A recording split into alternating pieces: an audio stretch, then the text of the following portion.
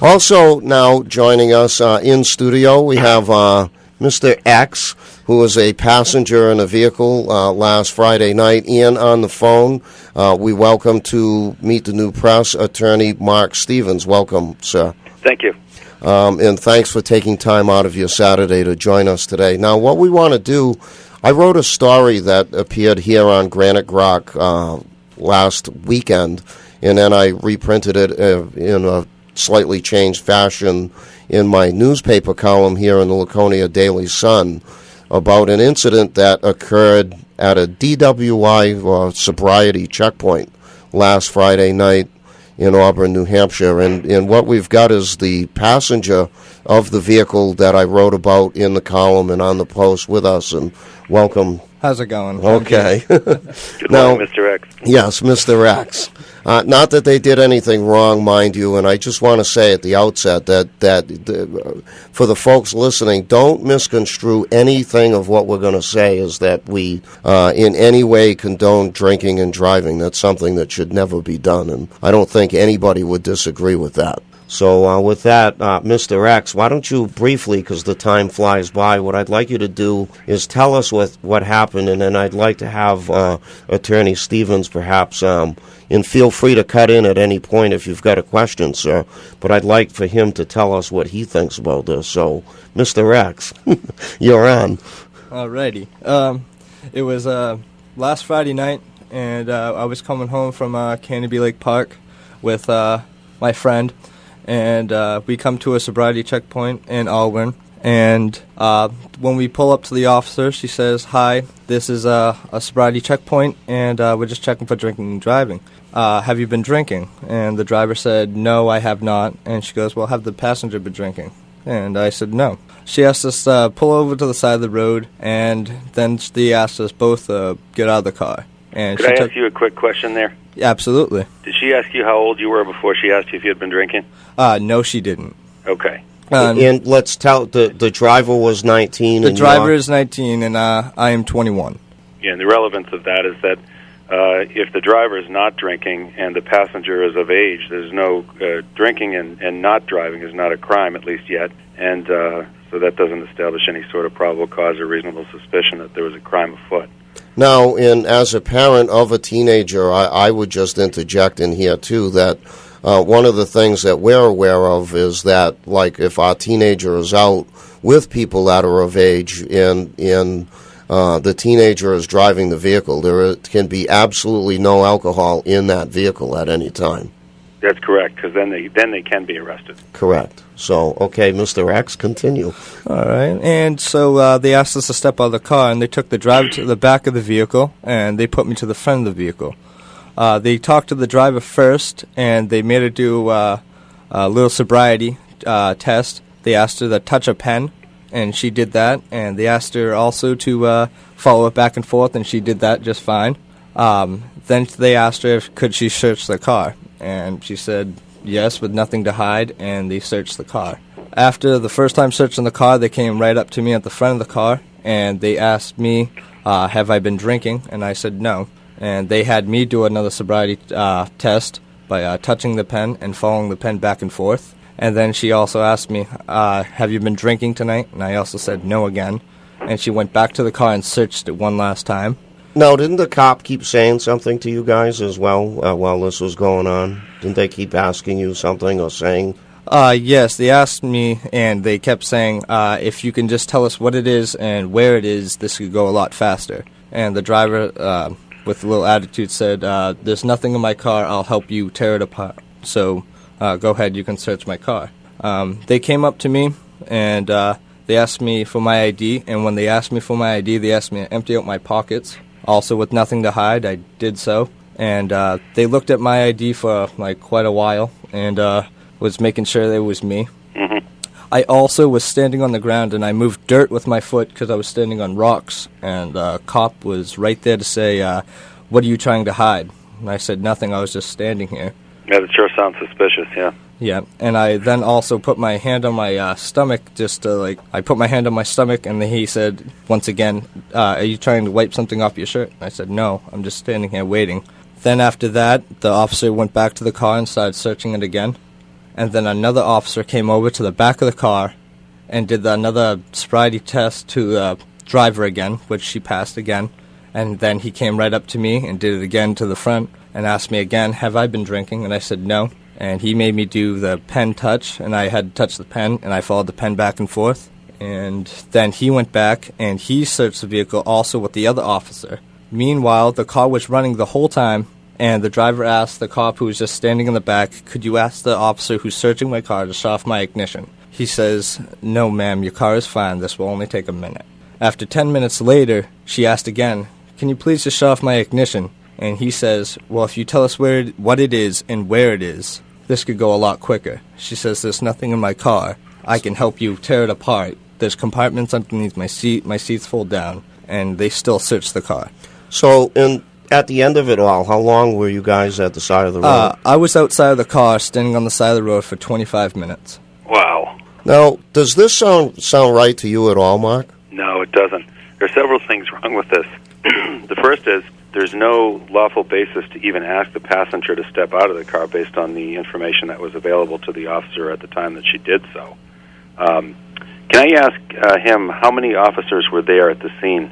I counted about 6. Okay, because during a traffic stop, the federal Constitution, current interpretation, is a case called Pennsylvania versus Mims, which allows an officer to conduct what they call an exit order for safety-based reasons. So if the officer felt that she was in danger, it sounds like it would be a reach to say that she was with six of them and 2 of you, and no evidence of any criminal activity. They could ask the driver to get out. And under another case called Maryland versus Wilson, they can ask a passenger to get out for the same reason, for a safety-based exit order. And that would allow them to pat frisk you to make sure you don't have a gun or anything dangerous on you. But it does not allow them to convert it into an inquisition like they did here. It's for the officer's safety once she determines that you're not any risk to her. They had no basis to ask you to do field sobriety tests. You don't have to be sober to be a passenger in a car.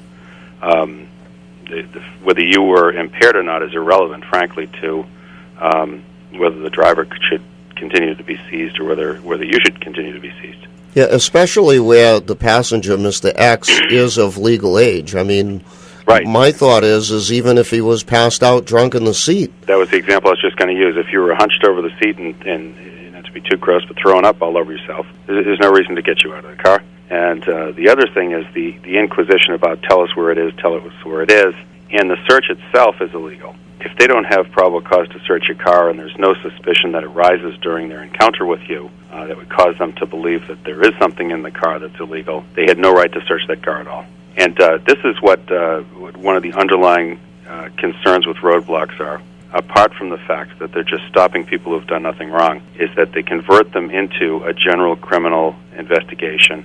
And that is where the Supreme Court of the United States has drawn the line. They did that in Indianapolis versus Edmonds, where they were searching cars for drugs. And they said, no, you can't turn a roadblock into just a generalized criminal sweep, if you will. That's my word for it. But you can't just stop the cars and see if anybody's doing anything wrong. They have allowed them to do specific DWI roadblocks where they check for impairment. But it's supposed to work like this. You roll into it. If they smell alcohol, it goes further. Or if somebody's slurring or something like that, the investigation goes further, and if it doesn't, they're supposed to be led on their way.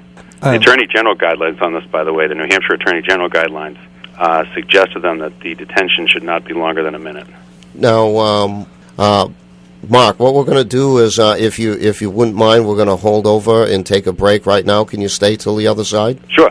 Okay, because Mr. X has a comment or a question he'd like to throw in here, and then I have another question as well. So with that, ladies and gentlemen, this is Meet the New Press. We're going to take a break here and listen to our sponsors.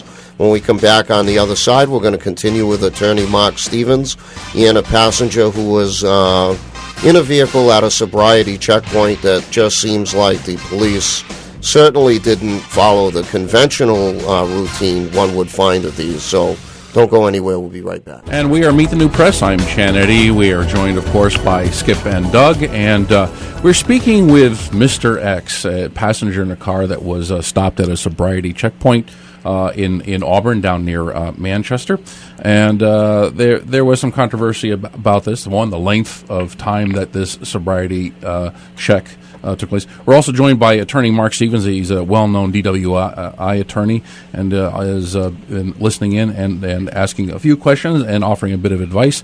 And I know that Mr. X had a question for Mr. Stevens, so Mr. X, go right ahead. Okay. Also, when they asked us to search the car, knowing we had nothing to hide, if we were to say no, is that like probable cause to like actually search our vehicle still? No. Denying consent by itself does not establish probable cause. They would have to be able to point to specific, reasonable facts that were available to them at the time that they wanted to search. They did not see a crime committed in their presence, so they don't have any right to arrest anybody. That's how they get to a lot of searches, is they'll arrest them for something like a minor in possession or something like that, and then they can rifle through the car. But even if you had consented under those circumstances, and let's say, I know you didn't do anything wrong, but let's say they did find something illegal in the car, that evidence would probably be thrown out in court because the search would be illegal. Any consent that the police obtained after an illegal seizure, so, they've got you out on the roadside, they're field sobriety testing you for no reason and all the rest of it, the seizure becomes illegal at a certain point. Then they get consent. That consent, under the New Hampshire case of State versus Height, would be unlawful or tainted consent, and it wouldn't count in court. Now, why do you suppose they would do this? Do you think that this was simply because we're talking about two young people here? Probably. I mean, it's just when I heard the story. Because what happens at these things, generally with roadblocks, they're very inefficient means of detecting drunk drivers. And they get very low yields. What I mean is, based on the number of people that are stopped and hassled, they're lucky to get 1 or 2 DWIs out of these things out of every 100 people that they stop.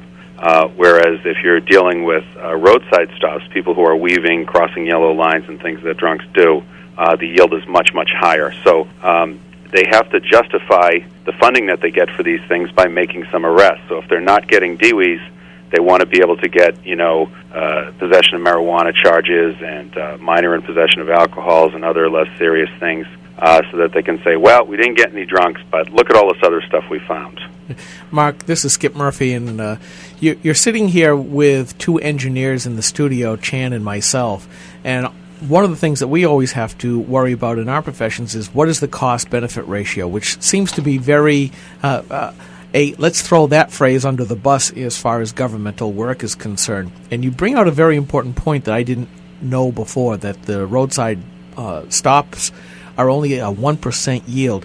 Are there any stats that are available for that? And is there a way to say, well, here's how much every stop is costing, even if it's a low level or not even a drunk driving stop? Well, we found this other stuff. Is there a way to say, is this something that we should continue as a policy or not because of the cost-benefit ratio?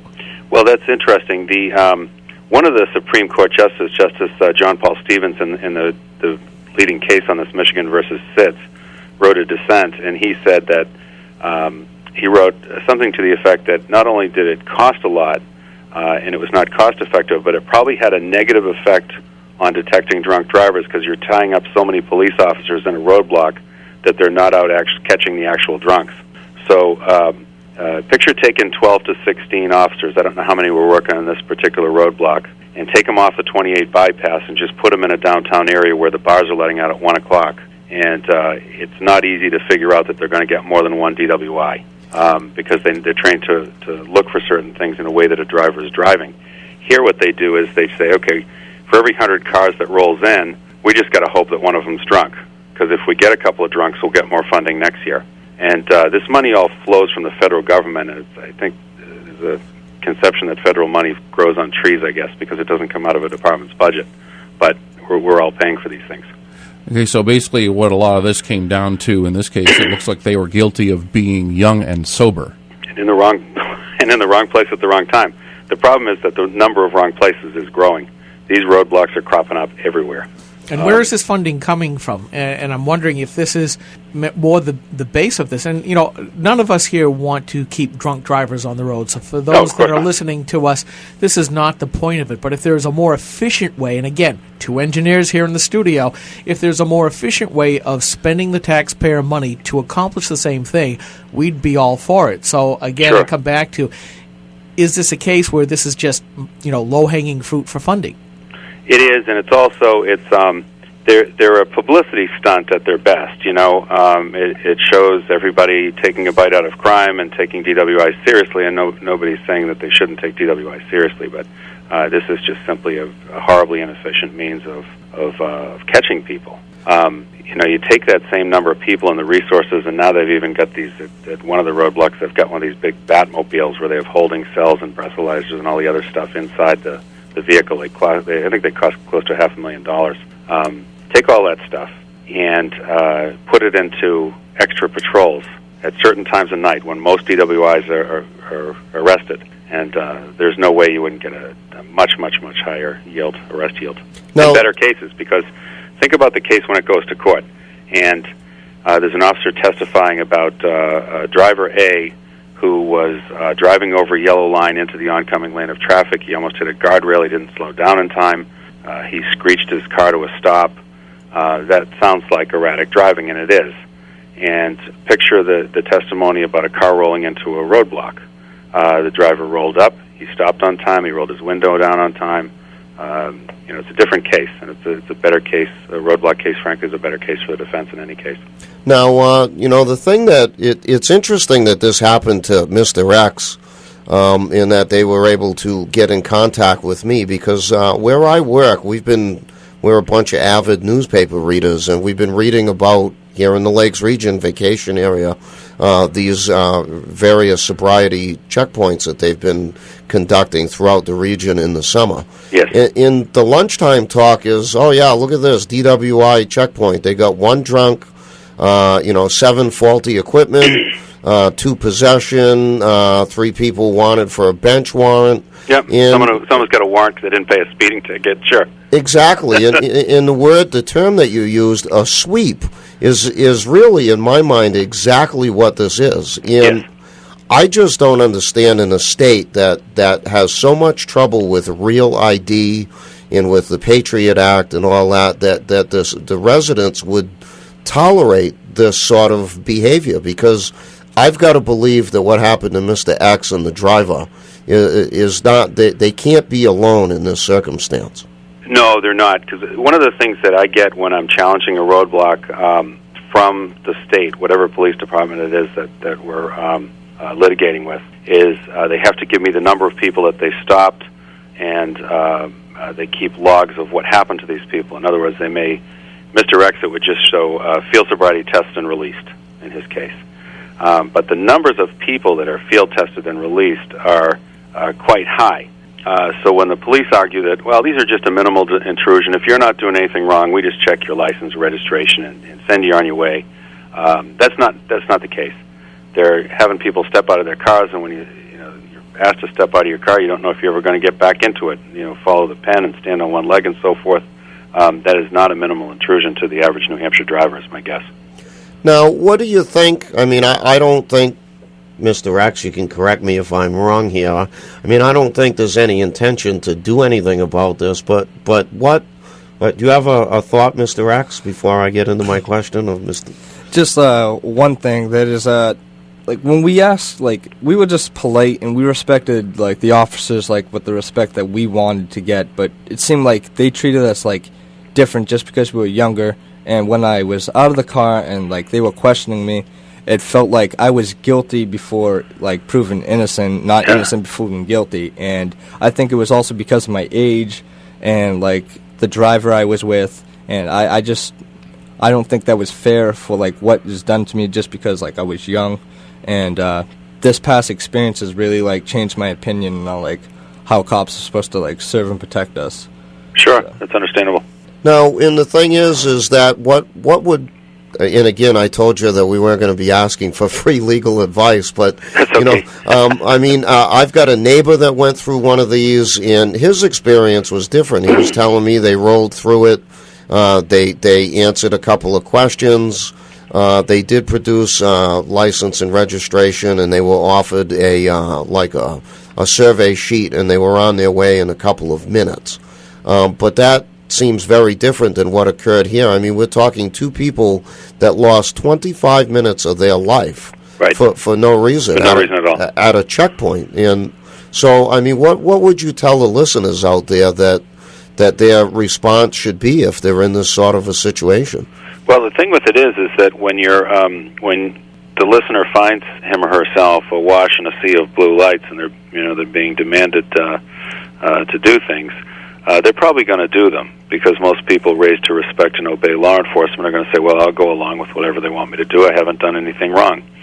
But there'll come a point where, like Mr. X, where he says, why should I have to do all this stuff? I didn't do anything wrong. Why are they yelling at me for kicking dirt in front of me because I'm nervous? Why are they asking to search my car when there's no evidence or smell of marijuana? There's no indicia of drug use or an illegal gun or anything else that would cause them to have to search it. It's a difficult situation to deal with, but once they stop you, the unfortunate thing, the might and power of the state is they can block roads now, and they can stop people, and they can hassle them, and they can basically do whatever they want as long as they've got a court order that says they can do it. It's unbelievable. The only recourse that we have is we challenge all of these very aggressively in court and challenge the legality of them. And the unfortunate thing is the only people that are challenging them are people who've been arrested. The people that are let go are the ones that we don't hear from. Exactly. And again, we're talking about two innocent people that basically lost 25 minutes of their life. And we live in a society that tells us, shut off your engine, conserve gas, you're addicted to oil, you bad person. And then here they are left on the side of the road with their car running for 25 minutes. Now, I have another question. When I was doing the research for the story, and I went to your website, you had a blog post up there about videotaping. Yes. And, we've just got maybe a minute or so left, but what's up with that? Because that's been a pet peeve of mine for a long time, because if you watch the news, you see videotapes of DWI arrests from all over the country, and they're videotaped, and you can tell by looking at that person if they're drunk or not. It's very simple. But with all the money and all the King's horses and all the King's men that are put into New Hampshire roadblocks, none of them are videotaped. Why wouldn't they just put up a camera like they do? You drive through, I just bought a cup of coffee. I drove through a drive-through line. There's a camera there. There's a camera in your bank. There's a camera in the mall. Everywhere you go, there's video cameras. They're cheap. They're easy to operate. And it's a lot cheaper than having 16 officers and a bunch of cruisers out there. If you could just put that videotape up, things like what happened to Mr. X would not happen. Now, first of all, it's my understanding that lots of cruisers have cameras anyway. And secondly, I've got one last question. I've been known around these parts with my little handy cam and my tripod. What do you think would happen if I got wind of a police roadblock and strolled on over there, got dropped off with my own video camera to videotape them? What do you think my chances would be of getting some tape? And should I bring another video person to videotape what happens to me? Your own arrest. I don't think that they're going to warm up to that because I don't think they want these things videotaped. Because the bottom line is they're stopping and seizing hundreds of people that are doing nothing wrong at all. It doesn't matter if they're polite about it. And I know most of them are. They say, good evening, this is a sobriety checkpoint, because sobriety checkpoint sounds better than roadblock, which is what it is. Mm-hmm. But it doesn't matter if they're polite about it. They're still stopping you. You don't want to deal with the police if you haven't done anything wrong, and you shouldn't have to. But a videotape would show that these things are an incredible waste of resources, a waste of time, and that some of the people that are getting arrested are just frankly not drunk. Unbelievable in America to boot. Mr. X, any last word for Attorney Stevens? No, not really, but I appreciate you actually coming on the show, and I thank you for answering a couple of my questions, though. Okay, you're more than welcome. Okay, and you got a blog site or a website to promote before we say goodbye? I do. My website is byebydwi.com. And, excellent name. And my blog is byebydwi.blogspot.com. Okay, and of course the folks can go to Granite Grok and look at the radio post and link over as well.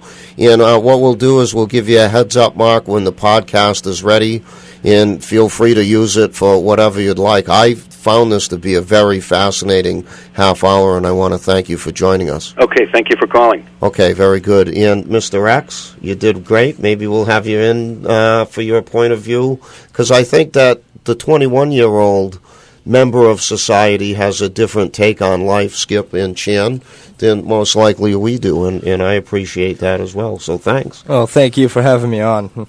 Okay, you did great. Thank you.